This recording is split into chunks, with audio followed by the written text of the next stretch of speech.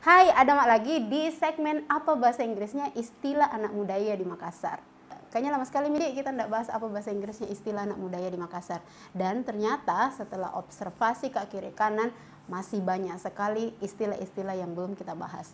Nah, di video kali ini saya kasih 5 istilah yang paling sering sekali dipakai anak Makassar dan apa bahasa Inggrisnya. Istilah yang pertama itu, weh kenapa kok? Nah ini ada dua konteksnya. Yang pertama itu kalau misalnya konteksnya kita perhatian sebenarnya. Jadi misalnya ada teman tak yang selama ini karakternya itu ceria sekali. Tiba-tiba suatu ketika kita lihat dia nyudut, murung begitu. Pasti penasaran gitu, jadi kita mau perhatian, bukan kepo ya. Kita mau perhatian, bilang, weh kenapa kok?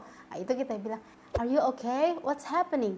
Jadi perhatikan intonasinya. Weh kenapa kok? Yang kedua itu konteksnya kalau misalnya kita lagi jengkel ini, mau sendiri, ndak mau diganggu, tapi tiba-tiba ada teman yang selalu mau reseki, kita bilang begini, weh kenapa kok? Nah, itu kan intonasinya beda, artinya juga beda. Kalau dalam istilah anak Makassar itu dia bilang, weh kenapa kok? Jadi dijuteki begitu toh.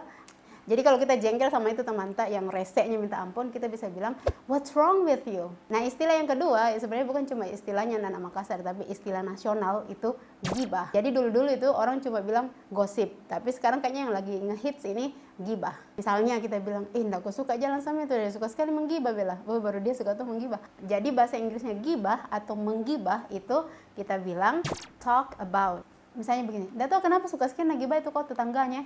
Nah, dalam bahasa Inggris kita bisa bilang, I don't know why she likes to talk about her neighbor. Istilah yang lebih kasar itu talk shit about. Talk shit about. Jadi misalnya begini. That everybody's talking shit. Like everybody is like telling him negative stuff about his particular relationships. Suka sekali nagibay bela temannya, ndak sanggup kok saya berteman sama dia. Bahasa Inggrisnya kita bisa bilang, she likes to talk shit about her friends. I can't be her friend. Atau misalnya contoh lain, enggak apa-apa juga kalau nagibay kok temanmu. Nah, itu bahasa Inggrisnya kita bisa bilang, are you okay if your friends talk shit about you? Nah, yang ketiga itu mau dia apa? Jadi pasti kalian semua tahu apa konteksnya. Itu biasanya kalau nasi sudah menjadi bubur. Jadi misalnya, ya mau dia apa? Nggak bisa mikir apa-apa.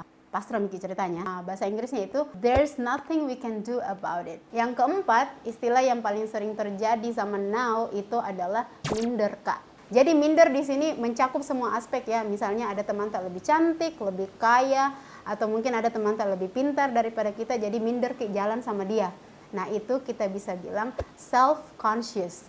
Jadi misalnya dalam kalimat kita bisa bilang, minder kak pacaran sama dia. Ya mungkin situasinya si dia itu anak pejabat, terus kaptennya apa jika kesian. Itu biasanya dalam bahasa Inggris kita akan bilang, I'm a bit self-conscious dating her. I'm a bit self-conscious dating him. Jadi I am harus pakai am ya, baru bilang self-conscious. A bit itu agak maksudnya. Jadi I'm a bit self-conscious dating her atau I'm a bit self-conscious dating him. Kalau tidak mau pakai am, pakai feel. Jadi misalnya begini, I feel a bit self-conscious. I feel a bit self-conscious dating her. I feel a bit self-conscious dating him. Istilah yang kelima itu rompa atau rempong. Nah, jadi biasanya ini ada dua konteksnya ya. Rompa yang pertama maksudnya kalau ada orang ribet sekali begitu hidupnya, apa-apa nak kasih ribet. Jadi misalnya, males kalau pergi jalan sama dia, rompa sekali. Rompa atau rempong yang pertama itu complicated. Jadi misalnya complicated di sini itu maksudnya kalau ada orang yang kayak ribet sekali hidupnya, maksudnya rempong kayak begitu ya. Rompai, jadi itu misalnya mau kemana banyak sekali naparu tusuk kiri kanan ini itu dan segala macam. Jadi agak ribet kalau mau jalan sama dia. Nah, itu bahasa Inggrisnya complicated. Nah dalam kalimat bisa kita bilang, enggak aku suka saya jalan sama dia, rompa sekali Bella.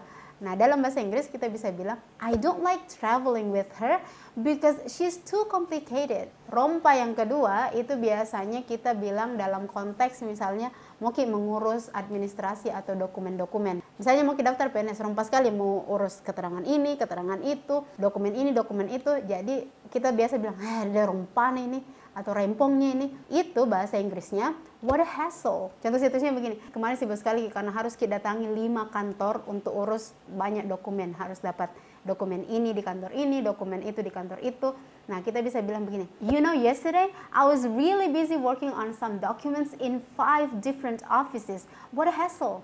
A hassle itu artinya rompa, bisa juga menjadi respon. Misalnya, teman tak bilang begini, "Deh, kemarin sibuk kok kau urus dokumen-dokumen 5 kantor ku datangi."